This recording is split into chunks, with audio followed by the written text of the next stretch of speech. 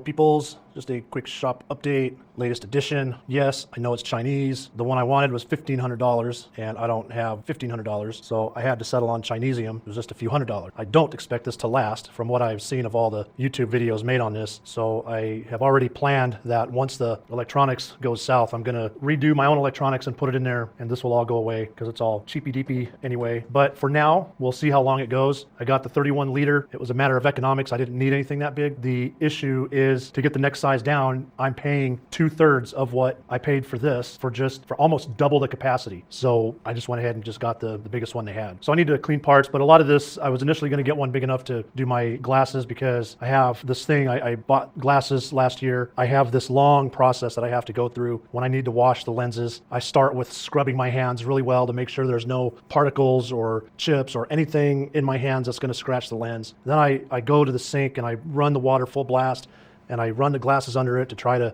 wash off anything that's on the glasses. And then I take some dish soap and gently scrub the lenses. And despite all of that, I have still scratched the lenses and I don't know how, and I'm tired of it. So I thought the next solution is to get an ultrasonic cleaner and let that do the cleaning. I don't have to touch them no more. I don't have to wash my hands anymore. I don't have to go through all this rigmarole. So in the process of researching what I was gonna get, I realized that this could come in handy in the shop, and there are things I need to clean in the shop. So I thought, well, why don't I just get one the size I need? Then I can use it for everything. $300 later, here I am. And I got a cheapo hose that I'm not going to use, some instructions I'm not going to read, a cord which will probably get hot, and a super cheap T-ball to put small parts in. And then of course the main basket, and I believe this holds 8 or 9 gallons. I got 9 gallons of distilled water. I also got a gallon of deionized water. Now what I'm gonna do is I'm gonna fill this with the distilled water, and when I need to clean parts, I'm gonna put them in jars with distilled water, and I'll put the soap in that and close the jar up and then set it in here and let the water in the jar get dirty, and then that way this water in here will stay clean. The deionized water I got for my glasses, so I will put my glasses in a jar with the deionized water, and then I'll put that in here and let the glasses clean. The reason the deionized water is because I'll be able to gently blow the glasses off and then leave them alone. There should be no film, no anything that should be left on the lenses because there's no minerals in the deionized water. So that's my kind of solution there. Hopefully I don't know, I've heard bad things about these feet, so I'm gonna epoxy those onto the thing here so they won't come off. I think that's just about it. Probably I'm gonna have to put this in the house to do my stuff because I don't really have any room in this shop. However, I am going to leave it here for the time being and see if I can summon the gods on a possible location in the shop that I can place this. If I can do that, then I'd rather leave it out here because I already don't have much room in my house. Not that I've got very much stuff in there. I just don't know where I'm gonna put this right yet because it's pretty big. So that's pretty much the long and the short of it. Now I've watched a lot of YouTube videos, and the long and short of these, from what I understand, is these end up generating a lot of heat because of the ultrasonic, whatever they're called. This comes with a heater to heat the water and then your timer. What I've noticed people doing is they are not using the heater because it just shortens the life of the electronics. So they put an element inside the bath, inside the water bath, and heat that up from an external source.